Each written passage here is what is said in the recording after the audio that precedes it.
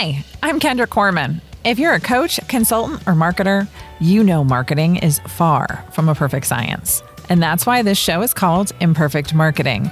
Join me and my guests as we explore how to grow your business with marketing tips and, of course, lessons learned along the way.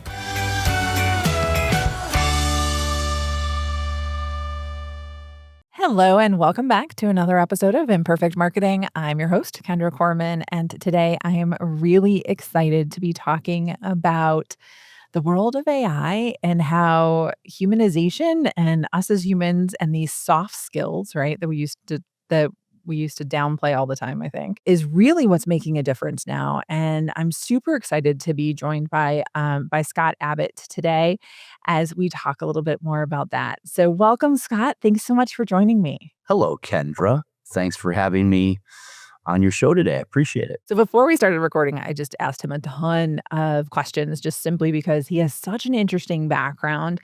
And before we get started, I'd hope you share a little bit about that to everybody watching and listening. Scott, share a little bit about how you got into this and because you've been in tech for a long time, right?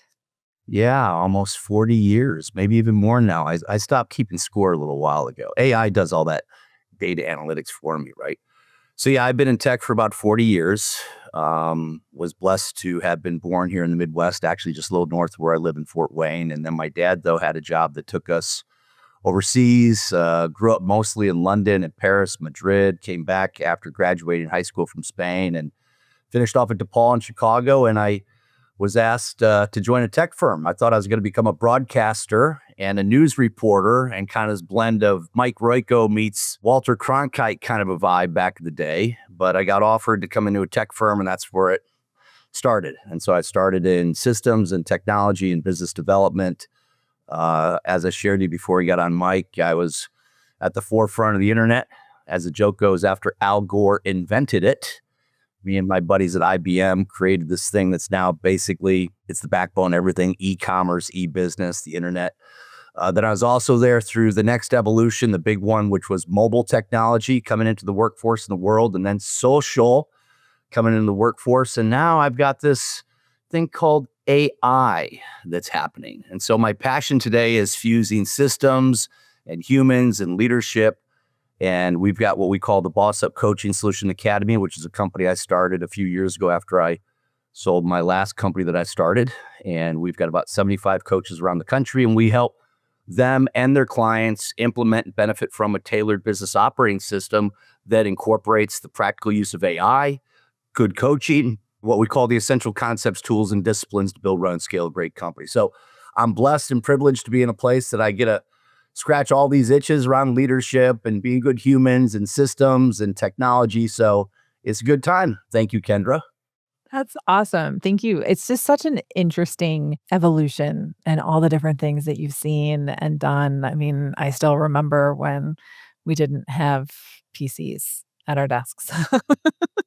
So not to date us, Non-intelligent but there you workstations go. back in the day. Yeah. Yeah, Exactly. absolutely. Right. It's been a And ride. now we have computers in our pockets. It's been a and ride, and just it's so just amazing. starting, right? As they say, the destination is the journey. So it's all good. Yeah, and AI has just been amazing. So I save 30 to 40 hours a week just in my itty bitty little company, which has pretty much from I would say week 4 of using AI. I saw the opportunity after I was a little skeptical, and then I just jumped on the bandwagon and love every second of it. I love learning about it and all the different things. And in my teaching, so as most people know, who've been here for a while and listening to me, yeah, I teach at Rochester Christian University and I incorporate AI in my classes. But one of the big things that I'm always talking about is a human in the loop and the fact that that's going to differentiate them, the ability to critically think and question. They don't have to be able to do all the data entry stuff that we started with and grew up on, right? Those jobs are slowly going away through automation and AI, not all just AI. And there's just so much there. So talk to me a little bit about what you're seeing when it comes to these soft skills, right? And having humans in the loop or how you guys are looking at it. Well, I have to sort of take a real quick trip down memory lane. You talk about when you saw and first started with AI. So true story, my last quarter in college, I needed 5 more credits to graduate. And so I got 2.5 credits in wine tasting, believe it or not. And believe it or not, my other 2.5 was in this thing called machine learning and artificial intelligence. So AI has been around for several decades, and historically up until ChatGPT commercialized it, which is the same thing with the internet. Sorry for the history lesson, but the internet was around for 8-10 years with governments and academics. And then this little browser thing came around by Netscape. The same thing with ChatGPT. So I've been blessed, is my point, that I've watched 40 years of what I call the evolution, some would say revolution, of convergent technology. What I mean by that is not just PCs, but again, social, mobile, the fusion of design and touch and feel and technology and, all the stuff in between. And so I think what's enabled me to come to the conclusions that I think a lot of us have is the more technology we embrace and incorporate and leverage and harness, that actually does, to your point about your world, free us up. And what's it going to free us up to do? Become more tech-like or more human-like? And hopefully it's more human-like. I think with AI, and I live, breathe AI in a lot of what we do. It's incorporated into literally everything, and it has been for a while. In fact, I was part of the IBM Watson team when Watson was on Jeopardy. So again, not necessarily new for my side of the world, but today the importance of humans being on the front and the back of the use of AI, right?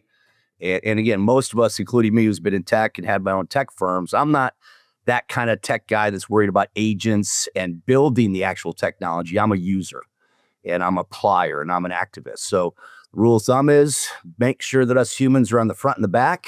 Let's use AI to automate, to bring efficiencies and the ability to scale and grow and do all these good things. But the beauty is, and there's some scary things, no doubt about it, but the beauty is it should free us up to be more able and ready to be better versions of ourselves individually and collectively. So we call it humanization. So I think that's one of the many upsides of AI, is that with this time, right, certainly we want to grow and make more money and do things for our organizations, but we can also now invest in being better versions of ourselves. So let me ask you this question. So I recently, also known as this morning, read an article that I came across and researched after watching TikTok. It's amazing how everything goes together, right? When you're talking about it going together. That 6 out of 10 employers have admitted to terminating Gen Z employees straight out of college shortly after hiring them because, and one of the, like, top 3 reasons, one is consistently late to meetings, one is no initiative, another one was inappropriate dress for the office, but the one of them that I was surprised at is they don't know how to communicate. So they're sending, like, short text-like messages to senior leadership and clients and things like that, and they're getting terminated because of it. As AI takes on more and more of this, do you see people being able to communicate better or worse as we go? Because we're talking about developing these soft skills, and how do we go about doing it? Well, like most things in life, Kendra, I think the answer is and both versus either or. And frankly, I'm going to go on the record and say those companies that are letting go of them, that's on the companies, not on the individuals. The individuals are who they are. And I think that, there's a funny, maybe not be funny, but there's a cartoon that's been around for decades, and it's two quote unquote executives sitting together. And one says, what if we train our people and they leave? And then it says, what if we don't and they stay? I think there's a responsibility of both sides, right? Ideally, and not to overplug our books or our materials, but you can go out to YouTube and download, for $3 using Kindle, some wonderful information that will bring you insights and validation in terms of how to be a better human, how to communicate, how to collaborate, AKA these soft skills, right? But I literally think leadership, learning, and development should be almost considered to be infrastructure today in companies. And so when you bring people on board and you onboard them, there should be this checklist in the right way, not in this, bad way, that says, hey, where are you? What do you have? What don't you have? And how do we get you from here to there through apprenticeship and through nurturing and mentoring? And again, good leadership L&D type initiatives. And that's why we just came out with our new Lead with Scott, which is all around helping people to jumpstart a leadership L&D through materials and AI and downloadable assets, because, they may not have been blessed or privileged to get that type of education in school. So if they're showing up ready to rock and roll, but that employer says you're not delivering it, well, it's a journey. And it's going to take a couple of months to acclimate and orientate and get in. You with me? So I really think it's a mutual responsibility, if not more, on the employer today.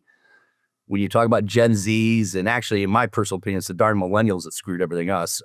Us X guys are pretty cool. No, very sincerely, not sincerely about millennials screwing up, but our analysis. We work a lot of schools. We've got software, 18,000 companies on it, so we've got some good analytics.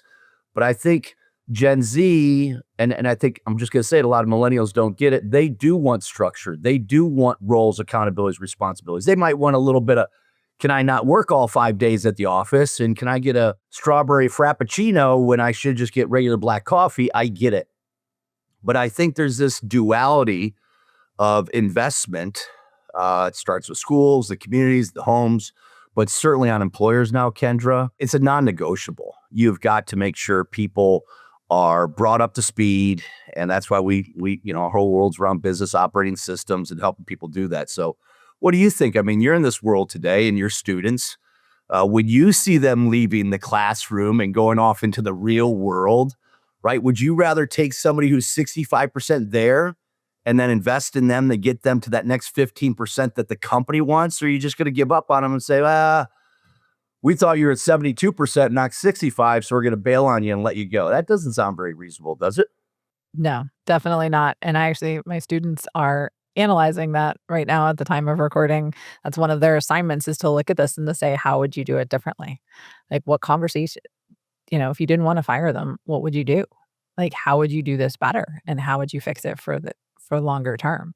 Because I want them to know that this is a perceived problem, Yeah, right? And how 100%. do And they fix perception it? is So reality, right? it's Yep. exactly right. And that's why I have professionalism points in my class, right? So they don't get attendance points, they get professionalism points. If you don't show up, you get 0. But if you're late, you lose 2 points. If you leave early, you lose 2 points. If it's not communicated in advance. If 2 days in advance, you're like, "Hey, I'm gonna be running late because I'm going from here to here." It's like, that happens in the real world. And Done. You don't isn't lose this any ironic professionalism that points. these millennials are the ones that were basically labeled, and I don't think this label's fair. Don't believe in labels and absolutes, but they're the ones that are called the trophy generation, that they got trophies and pats in the back and all of these upsides when basically they didn't really do anything. Huh. Look what happens when you get older in life, how the wheel turns, if you will. So I jest, but you know where I'm coming from on that one. No, I definitely do, and I think that it's very insightful, and I love how you put it back on the employers and the learning and development piece, because as a consultant in marketing, having helped, dozens of companies, right, with their marketing and those initiatives, a lot of them coaches and consultants, I'm seeing companies tighten up those budgets, right? They're taking away learning and development when they should be investing in it, because as AI rolls out, it's more than just onboarding people with AI. It's definitely reintroducing them to those soft skills again, because we've ignored them for so long, right? I mean, sorry to do this. So I've been working on this for 10 years. Again, I've been in AI tech. So to your point, what we did here is we created 40 moments around soft skills, how to set boundaries, overcome conflict, how to have more courage. We've got frameworks like CLEAR that suggest to seek clarity, but it's also an acronym: collaborative, logical, empathetic, authentic, and resilient. We talk about leadership and management. But here's the cool thing. We actually include video. There's video in this book, Kendra. You use a QR code. There's AI in this book, Kendra, but it's AI through prompts, AKA journaling. And so this could go from the boardroom to the office, from the nightstand to the kitchen table, back to your work desk. And if and when you're struggling with this humanization, as we call it, right, how to connect that DNA, if you will, this is a way to do and both. You get more comfortable with systemization, you get more comfortable with AI, you understand why you've got to put your personal being on it, right? And that's what's going on right now. We just have this conflict of desires. The desires are growth and save money and get them out and get it up. And here's the counterintuitive thing. What a lot of people sadly are missing. The more systemized you get, the more rigorous you are on disciplines and embracing the right tools and concepts and getting all that done, it actually liberates you. And so what I implore companies right now is if you are decreasing SG&A on a percent basis in dollars because of AI, if you are making things more productive and efficient, let's just say you get a net 2, 5, 7% improvement, how about a third of that go back in your people? How about a third of that goes back to upskill them and cross-skill them? You with me? Because again, they may not have what we need. And I get meritocracy. I also don't like the concept, pull yourself up by the bootstraps and it's on you. I think there is a fiduciary responsibility of employers today. And it's a two-way street. And I would say this, if the employee gets invested in and they get the L&D and they get all this stuff, and they still kind of turn their nose up at it, in 120 days, the world's too, we're going to have 10 to 15 million less jobs in the next couple of years because of AI. And so those jobs that are there, if you're not willing to step up and step in, both sides, the employer and the employee. Now, the good news is the world's working in the favor of trades and construction and retail. There's so many things you could do other than being a quote unquote, office professional, if you follow me. I really believe that. I believe we're on the verge of a renaissance on a lot of things, but there is definitely a shift. But yeah, if you're an employer, an employee in a classic company setting, and you don't have this let's meet in the middle vibe, I think you're going to be challenged in the next couple of years. Yeah. So speaking of challenges and speaking of all your experience, and feel free to talk about your book because it is, and you have been working on that for a long time, right? And that's part of, if people want more, following up this brief conversation, right? That is a great place to get it, and we will have a link to it in the show notes for sure. So you definitely want to do that. But talking about challenges, like you've had, I think your team told me over 10,000 one-on-one coaching sessions, right, with leaders. What are those common challenges that you're seeing between them? I mean, are there patterns that you've seen across different organizations? I've been in consulting and systems implementation and working with humans, B2B professional services for literally my entire career. I've coded, I've teched, I've built products, but really it's mostly been around services, helping people learn, implement better, and benefit from a better way to build, run, and scale the company and themselves, right? And so through these 10,000 sessions, this is actually what we call our table of moments, right? These are what I actually learned over the years.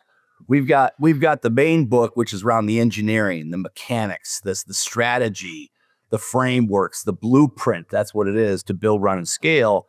But literally, these are the sessions I've had, right? People dealing with burdens, not recognizing consequences, overcoming burnout, establishing good feedback, getting over avoidance, putting their energy in the right place, having courage and recognition and not using excuses. By the way, those are all moments. And so these are all based on real world substantiated. I have coaches too. I have people in my life, psychologists, sociologists, therapists. So yeah, it's been this amalgamation, Kendra, this wonderful journey. While the book just came out a couple of months ago, it's been a labor of love for a long time. And that's where I'm going. I think, today we hear these terms like imposter syndrome and fake it until you make it and all these things. I just think, I'm going to say this because of what's going on our planet and socioeconomics and the good and the bad. And again, this AI thing, I implore and hope and wish, and I'm trying to do my part. And I mean that sincerely. We're a social enterprise. So it's this blend of humanitarian capitalism and a little bit of philanthropy. But it's more important than ever that we check ourselves and we invest in ourselves and those around us do the same to be a better version of human we need to be. And these things don't necessarily sit inside of the AI databases or spreadsheets, right?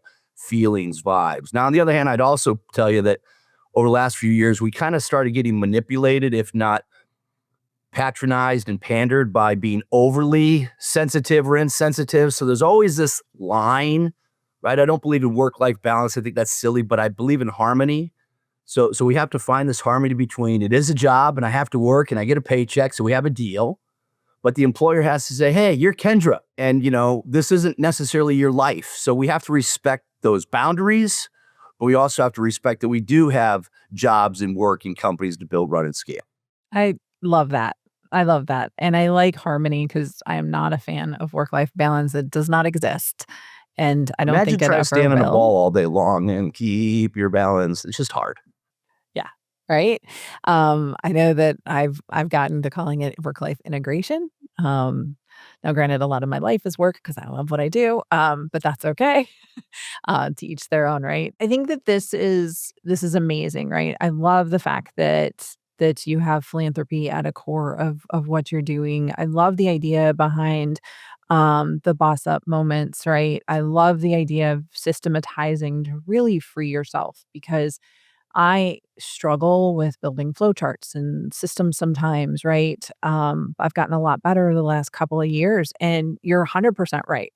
That's what's allowed me to implement AI into my business. That's what's allowed me to have an assistant. That's what's allowed me um, to get another job because, right? And my dream job of teaching full time to students, which I love, in addition to running my business with really no changes in my business. And it's because of systems. It's because of being able to delegate and being able to leverage AI.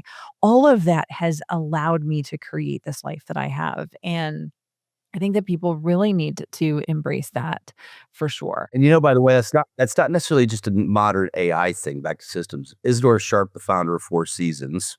Most people know who it is, even though I can't recall when I've been to one, but I know what it's about. Isidore said, and literally, I think this is a 20-year-old quote: "Systemize the predictable to humanize the exceptional."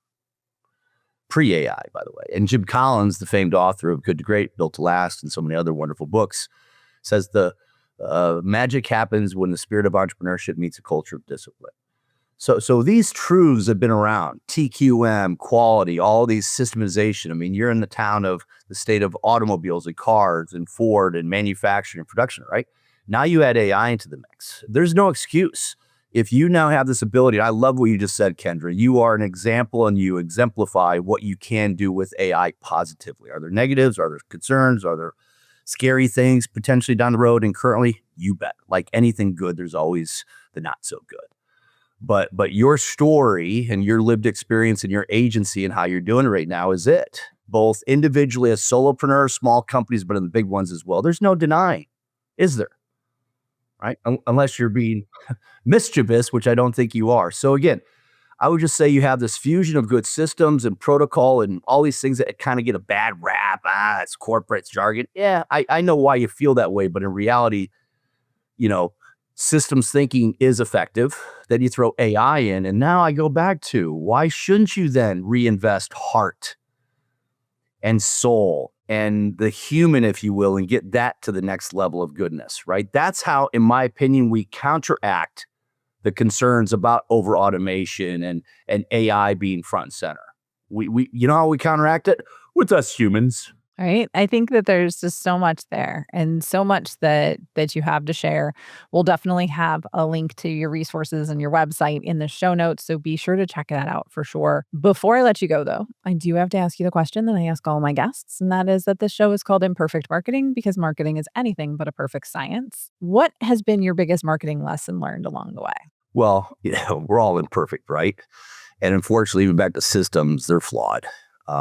They got humans behind them and mechanics, so they don't always work and do what you want to do. I think I learned the importance of personal branding very candidly. I've been on LinkedIn for I was one of the pioneers. I wrote a book for IBM called the Co-Factor, which was the introduction of social and Twitter and Facebook and LinkedIn into the enterprise. So I've been fortunate to be in this, personal brand awareness world for a little while. And I would say that I think even if you're an engineer and you're sitting behind the proverbial desk, or you're in the cloud, or you're behind the firewall, personal branding isn't just the aesthetics and what you see. It's also your personal, back to agency, it's your personal awareness that you have a responsibility to yourself. I work with a lot of alpha humans, very successful people running hundreds, millions, billions dollar companies. And I can tell you the refrain, I can't take care of myself because I'm too busy taking care of other people, is just wrong. Some people think it's selfish. I would argue it's selfless. You can't be here for other people if you don't take care of yourself. So that includes your health and your brand. And not just a brand because perception is reality and you never get a second chance to make a first impression, especially in this thing called the internet, but it's your brand in terms of, I'm going to sound silly here, but brush your teeth consistently, right? Make sure that you are, for holistic reasons, for well-being reasons, aware of your brand. Your brand is inside your home. It's with your family. It's with others around, right? And back to moments. That may sound overwhelming, right? Moments build momentum. And so just be cognizant and have a responsibility for your personal brand. Yes, because this is a perception reality world. So you have that. And by the way, there's monetization and goodness, but also more on the internal side, right? Check yourself, make sure you're growing and becoming a better version. You follow me? So I would say marketing, and you know this, difference between advertising, PR, right? There's a whole slew of subsets to marketing. I would say that about personal branding as well. It's both the outside and the inside, and it's this responsibility to be your best for the right reasons. I love that. A friend of mine, her dad told, um, her ex-husband when they first got married, "You gotta pay yourself first," and, he meant for, like, retirement and stuff like that originally, but then he started paying himself first by checking his LinkedIn every morning, before he started any work for anybody else. He paid himself first by investing in his personal brand. And he took that very literally in everything that he did. And I think that there's just, yeah, a lot there. I think everybody should be looking after their personal brand for sure. There's so much to it, right? I neglect mine all the time for other things, and I'm working on it. That's why my word of the year for 2026 has been no. My husband every once in a while will say, "How's that coming?" As he's looking at our schedule. But again, we're working on it, right? We're works in progress and we're getting things done. So thank you so much, Scott, for all you've shared. I'm super excited to check out Boss Up Moments and take a look at that. If you're interested, because I know I am definitely am, to learn from all of your experience and how I can help my clients and myself benefit from what you've shared and what you've put into this book. Um, I think that it's great, and you can find that stuff in the show notes. So, thank you all so much for tuning in to another episode of Imperfect Marketing. Until next time, have a great rest of your day.